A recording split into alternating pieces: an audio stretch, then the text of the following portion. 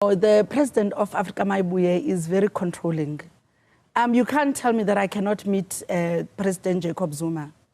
Good day, fellow South Africans. This video is dedicated so much so to the young South Africans that are learning the politics. Please remember to like, subscribe, and comment, and press the notification button. Fellow South Africans, we have now seen certain level of confrontation between Floyd Tinuko Shivambo and her deputy Nolubabalo Mqinga. The first thing that I want young South Africans to judge is the energy of my fellow South African Nolubabalo Mqinga of leaving the EFF and then going to MKP, and the very same energy that she applied leaving MKP to go to Africa Maibuye. Young South Africans, every single time, I think this is the energy that I saw with the president of America called Franklin D. Roosevelt. The people, when they undergo into a certain process, they apply so much energy. They bring so much convincing. They tell you so much that what they are doing, it's going to bring so much change that you must believe into it. But when you come and change and see the moment that what they have been taking you into, suddenly everything changed. They turn totally against the very same strength and the power under which they have been pushing for you to follow them into what they're getting into. At this moment, for the little that I've seen in South African politics, when I judge all, for the first time in the politics of South Africa, when Floyd Tinuko Shivambo leave Economic Freedom Fighters EFF, for the first time that I have seen the members of the political party refusing. Even my own son, my own boy is an EFF member.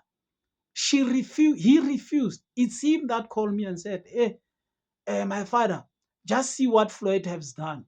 What did he do? He has left EFF. It was a shock. He just told me one thing. He said, Floyd, he will regret what he's doing. He never talked about him ever since. Even when he has formed Maibuye, he has never talked to me about Maibuye. What is it? He closed that chapter. For the first time in the history of South Africa, where members of a political party refuse to be a member of a member. You can ask yourself, if Nolubabalo Mqinga has been taking members from EFF to MK, from MK to Maibuye, where are those members now? Is she deciding on behalf of them, or is she deciding on by herself? Is it not time that these political leaders that are going from this party to the other and leaving the party to the other, is it not yet time for the young people to see they carry nothing that is good for the young people? They carry nothing that is good for the future of the country. It is them worrying about themselves and themselves alone. Are we not going to see the continuation of different leaders doing the very same thing that Nolubabalo Mqinga is doing? And once again, fellow South Africans, there's one thing that I want people to answer me about. What is this thing of dual membership? What is dual membership? Good people, do you know, in actual fact, every political party is supposed to be having its own policies and ideologies? How can you join two political parties that have two different ideologies? Do you know where these things bring me back to? This thing bring me back to when I said in South Africa, there are only two political parties that follow all the political system that we know about, and that is African National Congress and Economic Freedom Fighters.